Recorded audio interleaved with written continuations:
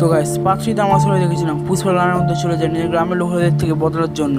তখন পুষ্পা রাস্তার মধ্যে স্কাইলারকে পায়, স্কাইলারকে দেখে ও খুবই খুশি হয়, কারণ এটাই খুব ভালো সুযোগ। এবার ও স্কাইলারের শরীরের মধ্যে ঢুকে নিয়ে কবজা করে নেবে। তারপরে ও স্কাইলারের শরীরের মধ্যে ঢুকে যায়, কিন্তু খুব জোর জোর ঝটকা লাগে স্কাইলারের। ঝটকা হওয়ার পর স্কাইলারের শরীরটা ওর হয়ে যায়। তারপর গ্রামের লোকেদের গল্প দেখতে থাকে। তারপর মুখ ওটা দেখে ওকে ডেকে নিয়ে যায় নিজের সঙ্গে। ও শোনে না, অনেক জোর জবরদস্তি পড়ে যায়। তারপর চোখ ছিল গ্রামের লোকেদের মধ্যে স্কাই ম্যাক্সিমের ওপর, কারণ ম্যাক্সিমকে লাস্টবার বন্দি করেছিল। আর তারপর কথা বলা ভাঙ করে টাটা করে বাড়িতে চলে আসে। আর যেহেতু সে রাতটা ছিল অমাবস্যার রাত, রাত্রির হওয়া অপেক্ষা করছিল।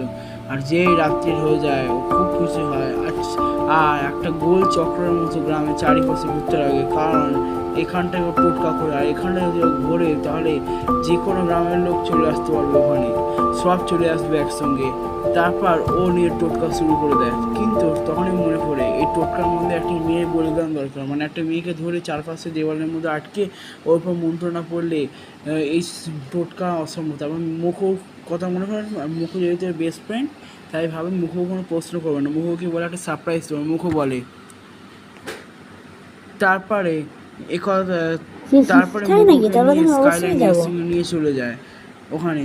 আর তারপরে স্কাইলার ওখানে মুখো চুপটি করে দাঁড়াতে পারে। মুখো বলে কই গো সারপ্রাইজটা দাও। আর তখন স্কাইলার বলে চুপটি করে দাঁড়াও, একটু পরে দেবো। কিন্তু তারপরে একটু আবার বলে, কিন্তু এবার স্কাইলারের গলায়ও গম্ভীরতা পায়। কিন্তু এবার স্কাইলারের গলার মধ্যে একটু গম্ভীরতা পায়, কিন্তু ভাবে স্কাইলার সে মজা করছে, তাই বেশি কিছু গুরুত্ব দেয় না।